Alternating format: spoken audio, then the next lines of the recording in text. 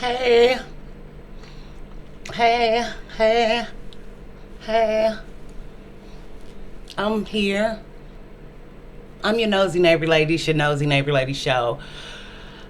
I had to do a video on this because this has kind of always been near and dear to my heart when thinking about black women and black girls and black teens, and how the topic of incest or molestation is always swept under the rug, and it's the what did she have on and what did she do to trigger him, and the blind black mother culture that is Blackistan. Because this new trophy wife woman who came out and was transparent, which I admire, with her audience. I'm not familiar with her. I've never came across her content. If I did, I didn't know it. But the dynamic where she is being blamed for, oh, you don't have discernment, and oh, why would you do this, and oh, why would you do that? This lady was obviously in a desperate situation when she got with this guy. People want to blame Shera 7, who is just a woman with a message. What people do with her message, we're all grown women, we're all adults. We should all be able to look at content and know if it's for us or if it's not for us. Can you vet a predator? Some would say in this sector or whatever, because it's level up sector, all these different black women sectors and black women channels. Some would say, look at him. Whereas maybe the divestors more would say something like this. Look at him. What type of person is he? What's his phenotype? What's his background? And we see that they are a black love couple, and some people would consider them couple goals because her whole content was based on hypergamy and getting a good man to provide for you, which we know Shera talks about providers.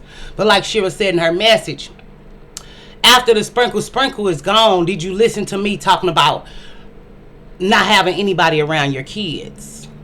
After the sprinkle or the funny clips that people clip on TikTok. For a long time, Shera wouldn't even go on TikTok because she's like, I'm a YouTuber. Why are you guys, they posted my videos for me. I don't need to go there. So was this girl a loyal follower of Shera?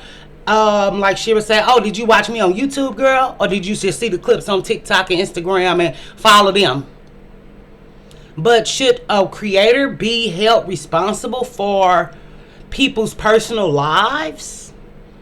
Which I think that's a great question for us all to ask, if we're going to be honest. And I also think, as a black woman who believes that black people in Blackistan don't really know how to relationship, i.e. romantic, i.e. family, i.e. friends, because our culture don't feed and nurture relationships. We have a breakdown of family homes. We can blame the white man, we can blame whoever, but when a man leaves a daughter fatherless, even if there were signs or clues or hints, I don't know if the new trophy wife had a father in her home, but oftentimes we go into things not knowing that we're trying to feed a yearning and a wanting and a longing inside of us for a father figure. Okay, so it's just like with this young lady, so sorry, so sad. But the best thing about this story, she went immediately to get her kids help. She told them she was going Halloween shopping. She had the money to escape off the platform that you all gave her, which is really a beautiful story. It's sad and tragic what happened to these kids. But the fact that she had the power and the strength to leave. Now, whether she should have married a man after 1 week or whatever, that's debatable. We all know that's a red flag. We all know if he really wanted her and still wanted to be with her, he would have took her in without marriage. But whether they were married or not, he was still a predator. He was still looking for children to prey on. And there are women who on this platform who feel like, if you have kids, should you stop dating? Should you stop letting people around your kids? I'm a single mom. I've been a single. I'm your favorite baby mama. Been a single mom for a long time. But as far as cohabitating and living with men, When I was young, yeah, I lived with my daughter dad and I lived with my other daughter dad. But once I had children, I knew that my mind could not process or have to think about something like that happen to my kids. So I never lived with a man after that. And a man never lived with me after that. Because I knew what I had seen in my life. I knew other people's experiences. I knew my experiences. My mom didn't have a man in our home who lived with us. So we was able to eat in the refrigerator and go pee and would stay up all night or whatever we did without a man that was not our father in the home. And that's why when people talk about fathers in the home or lack thereof, sometimes it's dangerous to have fathers in the home. You know, just being honest. You know, we have to think about these things. And even to blame her, I feel like a predator is not going to tell you he's a predator. That's not possible. That's not their nature. Is a liar going to tell you they're a liar? Is a scammer going to tell you I'm a scammer? So when we're blaming her for being a victim, because she is a victim of that man, and her children are victims too. But this rich men are always doing all this stuff, and rich men. No, predator does not have a monetary value. A predator is a predator no matter what he has or doesn't have. And for people to, even some people's like, oh, she shouldn't have shared it, she shouldn't have said it. I feel like people feel like she shouldn't have shared it or said it because it's to protect the black man at all costs. We don't want you to disrupt our fantasy of your life because black women feel like they can control other black women, as well as some would say biracial or multiracial women. Black women want to control an idea in their mind about who black women are and what black women should be. When they say black women are not a monolith, but really black women want other black women to be a monolith. And that's just dead ASS. You know what I mean? They want that. So the fact that she would be honest about the struggles in her life when everything else is glitz and glam, and to shatter that myth of the new trophy wife or whoever she is to her community as a black love couple. We can even go into as a beautiful woman because she's beautiful. Being with an older man, which I don't see anything wrong with that because usually older men are more established. But I don't think that we should victim blame her for what happened to her children. Was she in a time of desperation? They say she moved from one man's house to another man's house. But I don't think men should be around young children. I really don't think, you know, are there guys out here who are not like this? Of course there are. But coming from a black community, coming from a place of what goes on in his house, stay in his house, coming from a place where no matter what that uncle did, he's still coming to Thanksgiving, he's still coming to Christmas. He have violated generations of nieces and nephews and daughters, and everybody is still Uncle Johnny or Uncle whatever his name is. And nobody talks about it, nobody addresses it, and we as black women are forced to live on with this trauma and are never validated. Because like I always used to say, you know, a white woman, she have a dream that something happened to her when she was young. She go tell her mama, she tell her daddy, she tell the court system. Many Lifetime movies about that. Black women's stories are not heard and not validated in the black community. And it's really tragic and sad. But I think this woman having the courage to step up, having the courage to be honest with, I don't know if she got millions, billions, or thousands of followers, for her to be honest about her story that may trigger other black women who can't be honest about their story, the things that happened to them, or can't be honest about or take responsibility for things that have happened to their children, because at the end of the day, she did put her children in that situation. But she's taken accountability and responsibility, and she removed herself.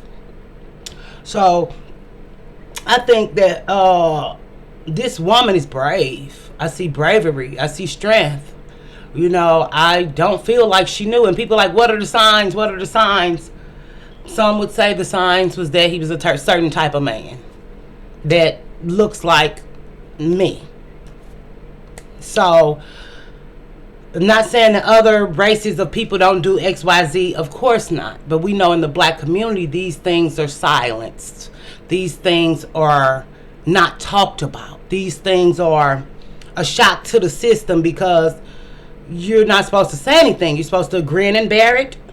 Bear it and grin. You're supposed to keep moving and keep being a strong black woman and keep taking the punches and the abuse and the betrayal and the dishonesty and keep going anyway. And not complain about it and not speak up about it or not speak out about it. I think with this woman's story coming out and her being honest and transparent is going to free other women and those children who are in those situations with those women and giving those women, hey, you can get away.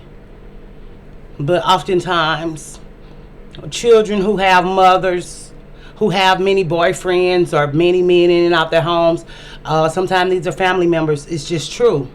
Even when you think about Keke Palmer, she was talking about child on child, essay or the M word. But as black people, we just don't want to talk about these things and address these things. But for anyone who is saying she should have been quiet, I think it's time for black women to stop being quiet about the tragedies, the trauma, the abuses caused in Blackistan towards black teen girls, black daughters, black nieces. And I think we all should have a more open mind about sharing our stories and not being so judgmental and harsh. But on the other note, to blame Shera, no. She's just a creator. She's just a creator, creating content. If a person go watch Jason Voorhees and go do what he doing, are we going to blame Jason Voorhees? No. We just are so comfortable blaming black women. That's all. Shera had nothing to do with that. Shera was not there. Shera did not hook them up, did not make them meet each other. Any woman with small children, I don't even think any woman with any children, for real, if they still little and not big enough to I don't know what that looks like, because even me as a woman, you all know, I if I live with a man, it's not gonna be with my kids. I don't want a father for my children. Even when I was young and people, family, blended family, never want the father for my children. I thought it would happen naturally. It never did. So over time, just didn't really want it, because I realized I didn't want anybody in my home around my kids, because that was always in the back of my mind that somebody would do that. And I could not be responsible. Even when I sent my kids to spend the night over people's houses and stuff, it was my mom. It was my mom's house. My daughter went over her grandmother's house. But I don't even think my kids ever spend the night at somebody's house. I remember my daughter went to a sleepover once. I went and got her at 11 o'clock. I'm like, you can stay, but I'm going to come get you before, it's, before y'all go to bed, girl. Okay. So, I was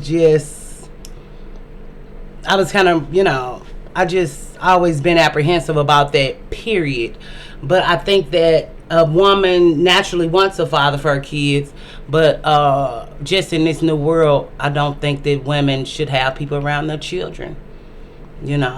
Even when I was dating and mating or getting physical, or when I had boyfriends, my kids were not home. They were at the babysitter. And then he would come over. Now, did my kids see a man? Yeah, when they were really small, maybe. Or if we were really dating, he was coming to pick me up on a date and we was finna go. But that's on the couch for a few seconds, waiting on me to do my last of my last. So I just think that this girl should be given more grace, because she thought she was doing what's best for her and her children. But as a cautionary tale, I don't think any woman should have men around her kids that are not his, and we know fathers do things to children too. Sadly, for real. So, but that's sweeping under the rug culture. I just hope it comes to an end. Even that song I shared on my tab, whether y'all like rap or not, she was talking about the uncles being with all the nieces. And when do it stop? It's a time in the culture where black women have to speak up about what's going on in the black community. and get black women need to get their power back, or get it finally once for the first time ever, because our stories matter. And to live with shame, pain, and hurt and guilt, nobody deserves that. And I don't want that for you all. I don't want that for myself. I don't want that for my children. So stay beautiful, wonderful you. I'll see you on the flip side, dip side. And I hope you like the video. On the video. Bye.